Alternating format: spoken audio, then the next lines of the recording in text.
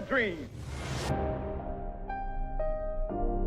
My 4 little children will one day live in a nation where they will not be judged by the color of their skin, but by the content of their character. I have a dream today.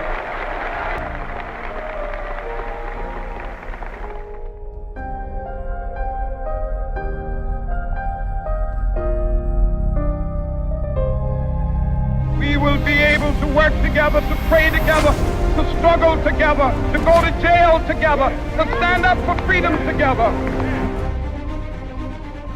In what will go down in history as the greatest demonstration for freedom in the history of our nation.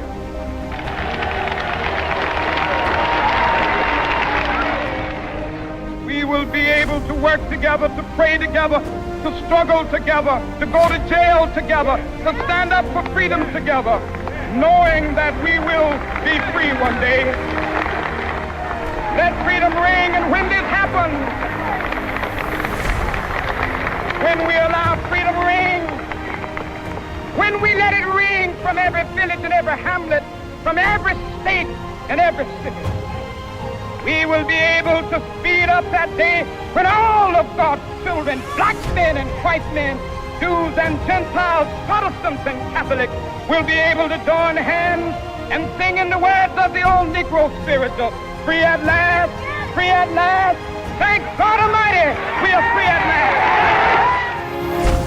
On April 4th, 1968, at exactly 6:01 p.m., a single gunshot echoed across the Lorraine Motel in Memphis, Tennessee. Within an hour, Martin Luther King Jr. was pronounced dead at St. Joseph's Hospital. He was 39 years old. America remembers the dream. What it often forgets is why the dream became dangerous. This is the story of how a Baptist preacher who once asked America to love its enemies came to be seen as a threat to the nation itself. Martin Luther King Jr. was born on January 15, 1929, in Atlanta, Georgia, into a deeply religious household. His father was a Baptist minister. His mother was a school teacher. King grew up in the segregated South, where Jim Crow laws were not abstract ideas, but daily humiliations. Separate schools, separate buses, separate lives. He was brilliant early. King skipped grades, entered Morehouse College at 15, earned a doctorate in theology from Boston University, and became pastor of Dexter Avenue Baptist Church in Montgomery, Alabama. But his life changed forever in December 1955. King, just 26 years old, was chosen to lead the Montgomery bus boycott. For 381 days, black residents walked instead of riding buses. They were harassed, arrested, threatened, and bombed. King's own home was attacked, yet the boycott worked. In November 1956, the Supreme Court ruled bus segregation unconstitutional. King emerged as the moral face of a movement, calm, measured, Christian, non-violent. At this stage, he was challenging segregation, not the American system itself, and for many white Americans, that distinction mattered.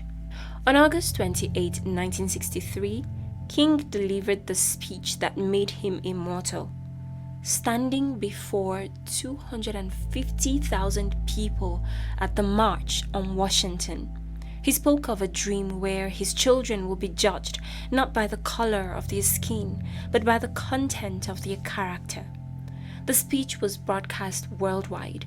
It helped accelerate the passage of the Civil Rights Act of 1964 and the Voting Rights Act of 1965.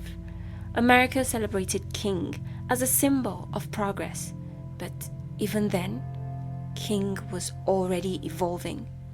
He understood something many preferred not to hear. Ending segregation was not enough. Voting rights were not enough. The deeper problem was economic inequality, and it cut across race.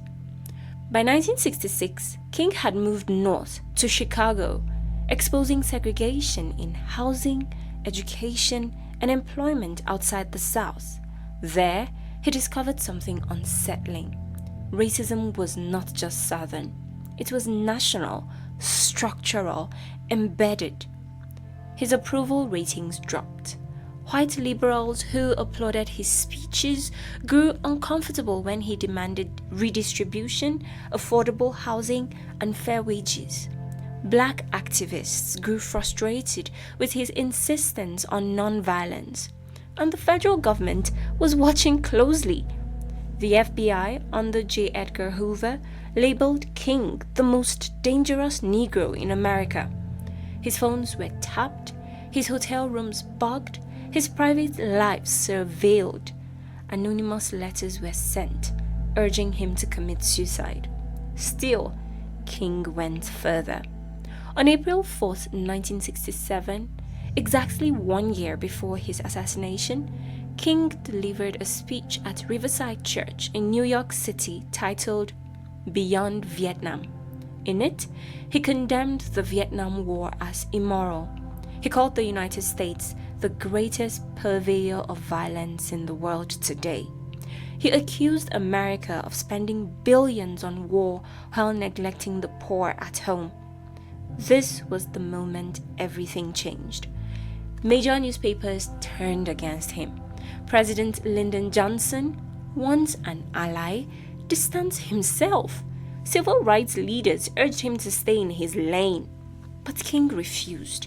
He saw racism, poverty, and militarism as a single system, and he was now attacking all three. That made him dangerous. In 1968, King launched what would become his final campaign, the Poor People's Campaign. It was radical for its time. King sought to unite poor Black Americans, poor white Americans, Latinos, and Native Americans into a single movement demanding economic justice, jobs, a living wage, housing, healthcare. This was not symbolic protest. It was systemic challenge. In March 1968, King traveled to Memphis to support striking sanitation workers, most of them Black men earning poverty wages. Their slogan was simple: I am a man. On April 3rd, 1968, the night before his death, King delivered his final speech. It is now known as the Mountaintop Speech. He spoke of threats, of not knowing what lay ahead, of having seen the promised land, even if he might not get there himself. Less than 24 hours later, he was dead. James Earl Ray was arrested and convicted for the assassination, but questions have lingered for decades. King's family later expressed doubts about Ray acting alone. In 1999, a civil jury concluded that King was killed as a result of a conspiracy. What is certain is this: King was no longer simply asking America to integrate lunch counters. He was demanding that America change. And nations do not like being told that their foundations are unjust. So what happened to the dream? Legally, America changed. Segregation was dismantled. Voting rights expanded. Representation increased. But economically, the gaps King warned about widened. Wealth inequality grew. Poverty persisted. Militarism continued. The Poor People's Campaign faded without him. King is now celebrated safely, quoted selectively, remembered for the dream, not the demands. But the version of King who challenged war, capitalism, and inequality is still uncomfortable. That version is still dangerous. And that is the dream that got Martin Luther King Jr. killed. Like anybody, I would like to live a long life. Longevity has its place. But I'm not concerned about that now. I just want to do God's will. And he's allowed me to go up to the mountain. And I've looked over and I've seen the promised land. I may not get there with you, but I want you to know tonight that we as a people will get to the promised land.